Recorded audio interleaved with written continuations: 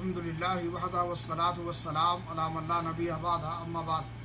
اسلامی بھائیوں، استقامت جس کا اسلام میں حکم دیا گیا ہے، اس کا مفہوم ہے اسلام کے اوامر و نواہی پر نہایت ہی ثابت قدمی سے عمل کرنا، فرائض سنن مستحبات کو بجا لانا اور محرمات اور منہیات سے اجتناب کرنا اور پرہیز کرنا۔ ایمان محض زبان سے ظاہری اقرار کا نام نہیں ہے، بلکہ لازمی ہے کہ اس کے ساتھ عمل بھی ہو، اس لیے کہ عمل ایمان کا ثمرہ اور نتیجہ ہے۔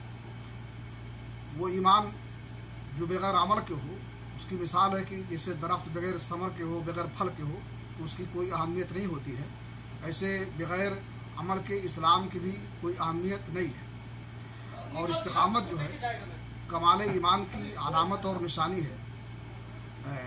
سفیان بن عبداللہ رضی اللہ تعالیٰ عنہ فرماتے ہیں کہ میں اللہ کے نبی جناب محمد رسول اللہ صلی اللہ علیہ وسلم کے پاس گیا اور آپ سے کہا، قل لی فی الاسلام قولا لا اسأل احدا غیرک، اے اللہ کے رسول، اسلام کے بارے میں مجھے کوئی ایسی بات بتائیے کہ اس کے بارے میں پھر آپ کے بعد کسی دوسرے سے سوال نہ کروں اور نہ پوچھوں۔